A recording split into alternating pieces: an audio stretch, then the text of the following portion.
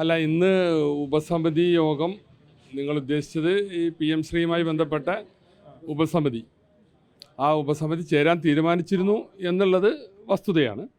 പക്ഷേ ഇന്ന് ബന്ധപ്പെട്ട മന്ത്രിമാരൊക്കെ നമ്മുടെ സംസ്ഥാനത്ത് വളരെ രൂക്ഷമായ മഴക്കെടുതികൾ ഉണ്ടല്ലോ, അതുമായി ബന്ധപ്പെട്ട പ്രയാസങ്ങളുണ്ട്.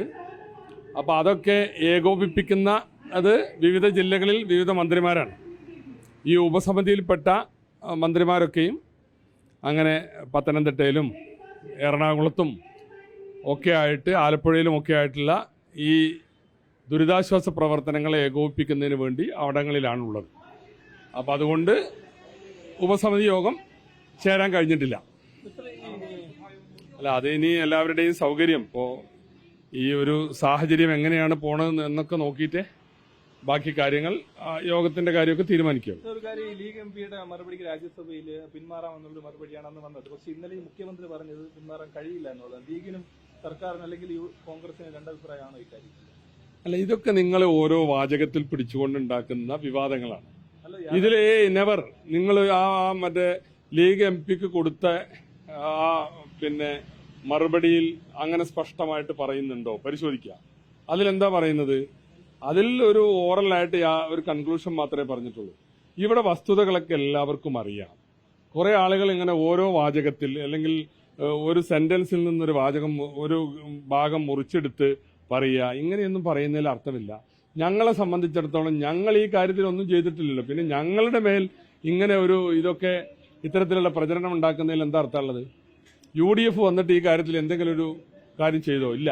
അപ്പം ഞങ്ങൾ കഴിഞ്ഞ ഗവൺമെന്റ് ഉണ്ടാക്കിയെടുത്തു നിന്നുള്ള ഒരു തുടർച്ചയാണ് ഈ കാര്യത്തിലൊക്കെ, മറ്റെല്ലാ കാര്യങ്ങളിലും. അപ്പം അതുകൊണ്ട് അതിനുവേണ്ടി ഞങ്ങൾ ചെയ്ത നടപടികൾ നിങ്ങൾക്കറിയാം.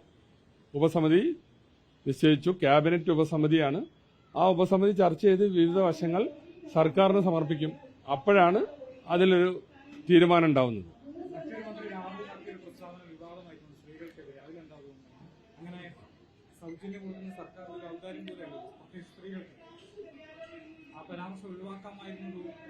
ഞാൻ അങ്ങനെ ഒരു പരാമർശം എന്റെ ശ്രദ്ധയിൽ വന്നിട്ടില്ല. ഞാൻ യാത്രയിലായിരുന്നു. അല്ല,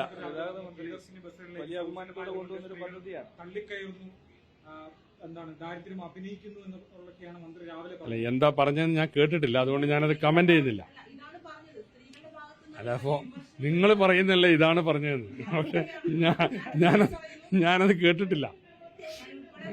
അല്ല, നമ്മളാരും ഇപ്പോൾ UDF ആയാലും ആരായാലും സ്ത്രീകളെ മാനിക്കണം, ബഹുമാനിക്കണം.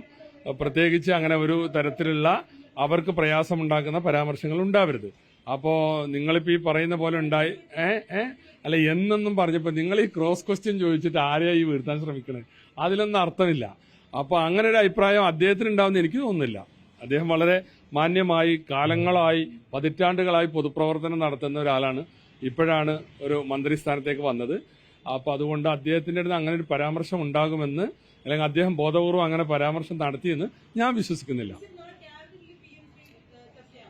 അപ്പോൾ സ്വാഭാവികമായിട്ടും നാളെ നമ്മുടെ മുമ്പിൽ ഈ മഴക്കെടുതികളും പ്രശ്നങ്ങളൊക്കെ ഉണ്ടല്ലോ, അതൊക്കെയാണ് കാര്യമായിട്ട് വരിക.